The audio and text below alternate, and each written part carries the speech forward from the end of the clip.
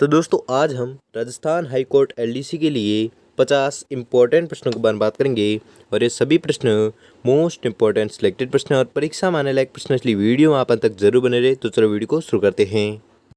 तो आपका पहला सवाल है कि बूंदी के प्रसिद्ध साहित्यकार सूर्यमल मिश्र ने किस ग्रंथ की रचना की थी। तो आपको याद रखना है यह की थी वंश भास्कर की रचना। तो किसने की थी?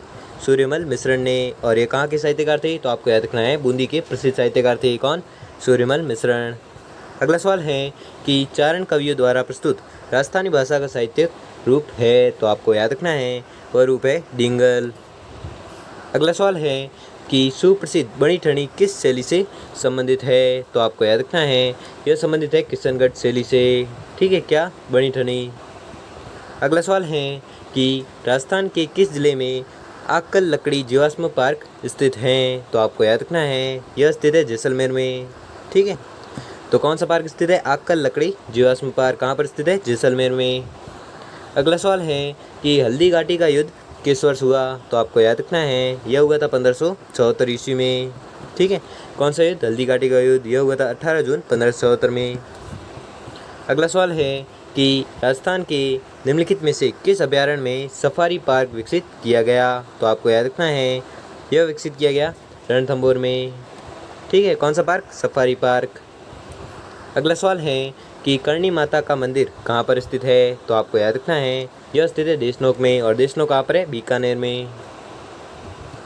अगला सवाल है कि राजपूतों के किस वंश ने जयपुर रियासत पर शासन किया। तो आपको याद रखना है यह किया था कछवा रियासत ने। ठीक है, कछवा रियासत ने जयपुर रियासत पर शासन किया था। या कछवा वंश, रियासत नहीं, कछवा वंश ने जयपुर रियासत पर शासन किया था। अगला सवाल है कि विजय स्तंभ किस किले में स्थित हैं। तो आपको याद रखना है विजय स्तंभ स्थित है चित्तौड़दुर्ग में।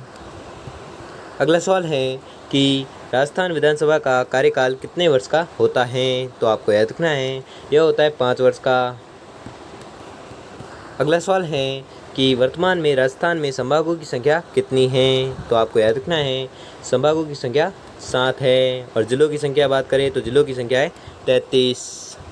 अगला सवाल है कि क्रांतिकारी रचना चेतावनी राज चुगटिया के रचयिता थे। तो आपको याद रखना है रचयिता है केसरी सिंह बारठ। ठीक है, तो केसरी सिंह बारठ द्वारा रचित रचना कौन सी है? चेतावनी राज चुगटिया। अगला सवाल है कि राजस्थान राज्य अभिलेखागार का मुख्यालय कहाँ पर स्थित है। तो आपको याद रखना है यह स्थित है बीकानेर में। ठीक है, कौन सा मुख्यालय? अभिलेखागार का मुख्यालय कहाँ पर स्थित है? बीकानेर में। अगला सवाल है कि नाथद्वारा किस संप्रदाय का मंदिर है। तो आपको याद रखना है यह मंदिर है वैष्णव का। ठीक है, वैष्णव संप्रदाय का मंदिर है। कौन सा? नाथद्वारा। ठीक है, तो आपको कन्फ्यूज नहीं होना है। अगला सवाल है राजस्थान में तांबे के खाने कहाँ पर हैं। तो आपको याद रखना है यह है खेतड़ी जिले में। ठीक है, खेतड़ी जिले में तांबे के खाने हैं। अगला सवाल है कि राजस्थान राज्य का राज्य वृक्ष है। तो क्या है? खेजड़ी। ठीक है, खेजड़ी है जो राजस्थान राज्य का राज्य वृक्ष है। अगला सवाल है कि राजस्थान के एकीकरण का श्रेय जाता है। तो किसे जाता है? सरदार वल्लभ भाई पटेल को। ठीक है, सरदार वल्लभ भाई पटेल को राजस्थान के एकीकरण का श्रेय दिया जाता है। अगला सवाल है कि राजस्थान की निम्नलिखित में से कौन सी नदी बारहमासी बहती है। तो आपको याद रखना है वह नदी है चंबल नदी। ठीक है, चंबल नदी है जो राजस्थान की बारहमासी नदी है। अगला सवाल है कि राजस्थान के किस शहर को झीलों की नगरी कहा जाता है। तो आपको याद रखना है झीलों की नगरी कहा जाता है उदयपुर को। ठीक है, उदयपुर को क्या कहा जाता है? तो झीलों की नगरी। अगला सवाल है कि मेवाती बोली से संबंधित जिला है। तो कौन सा जिला है जो मेवाती बोली से संबंधित है? तो आपको याद रखना है वह जिला है अलवर। ठीक है, अलवर है जो मेवाती बोली से संबंधित है। अगला सवाल है कि राजस्थान की प्रमुख नकदी फसल है। तो आपको याद रखना है वह है कपास। ठीक है, कपास है जो राजस्थान की प्रमुख नकदी फसल है। अगला सवाल है कि राजस्थान में स्थित राष्ट्रीय पक्षी उद्यान का नाम है। तो आपको याद रखना है उसका नाम है केवलादेव राष्ट्रीय उद्यान। ठीक है, राष्ट्रीय पक्षी उद्यान का नाम कौन सा है? तो केवलादेव। अगला सवाल है कि मेवाड़ का बिजोलिया आंदोलन किसके नेतृत्व में हुआ था। मेवाड़ का बिजोली आंदोलन है जो किसके नेतृत्व में हुआ था, तो आपको याद रखना है कि यह हुआ था विजय सिंह पथिक के नेतृत्व में। ठीक है, कौन सा आंदोलन, तो बिजोली आंदोलन। अगला सवाल है कि राजस्थान में पर्यटन विकास हेतु उत्तरदायी उपक्रम है, तो आपको याद रखना है वह है RTDC। ठीक है, RTDC है जो राजस्थान में पर्यटन विकास हेतु उत्तरदायी हैं। अगला सवाल है कि प्रसिद्ध राजस्थानी लोक नृत्यांगना गुलाबों का संबंध किस नृत्य से है, तो गुलाबों का संबंध है कालबेलिया नृत्य से। अगला सवाल है कि इनमें से खारे पानी की झील कौन सी है, तो आपको याद रखना है खारे पानी की झील है पचपदरा। अगला सवाल है कि राजस्थान की राज्यपाल बनने वाली प्रथम महिला है, तो प्रथम महिला कौन सी है, श्रीमती प्रतिभा पाटिल। ठीक है, श्रीमती प्रतिभा पाटिल है जो राजस्थान की राज्यपाल बनने वाली प्रथम महिला है। अगला सवाल है कि बासमती किस्म है, तो कौन सी है, चावल की। ठीक है, बासमती किस्म किसकी है, तो चावल की है।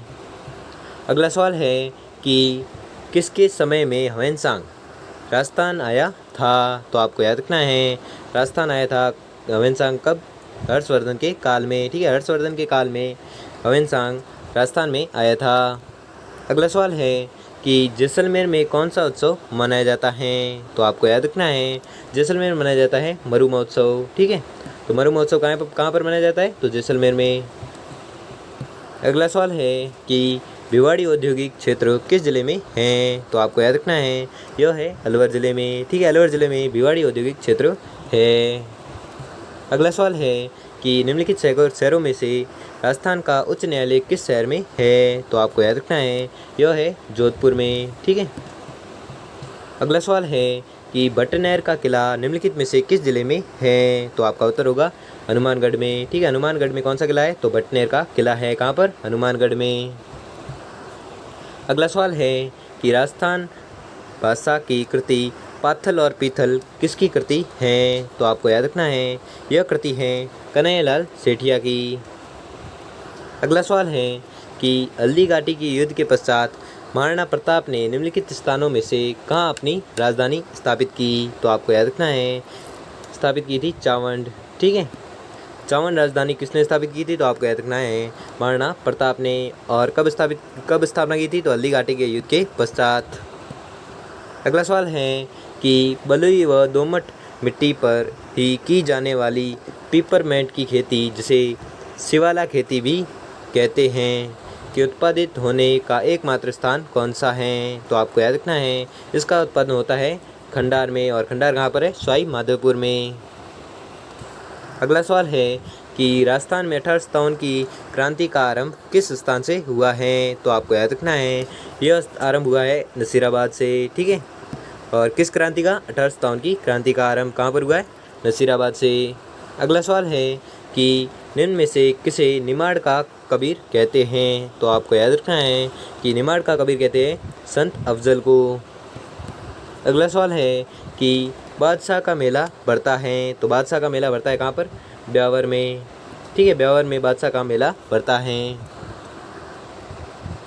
अगला सवाल है कि राजस्थान में सास बहू का मंदिर कहाँ पर स्थित है, तो राजस्थान में सास बहू का मंदिर कहाँ पर स्थित है, नागदा में। ठीक है, नागदा में कौन सा मंदिर है, सास बहू का मंदिर।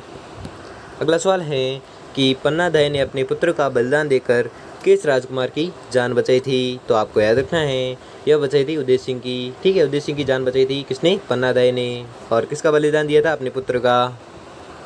अगला सवाल है कि राजस्थान की मंत्रिपरिषद में मंत्रियों की अधिकतम संख्या हो सकती है, तो कितनी हो सकती है, 30।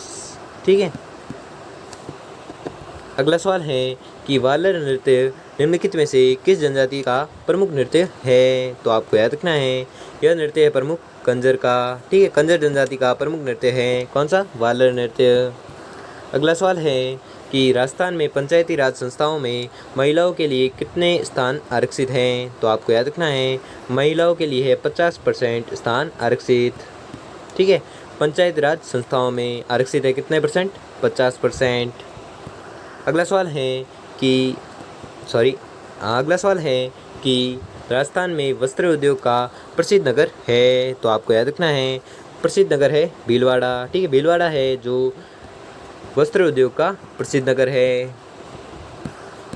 अगला सवाल है कि मीराबाई के बचपन का नाम क्या था, तो आपको याद रखना है मीराबाई के बचपन का नाम था पैमल था जो मीराबाई के बचपन का नाम था।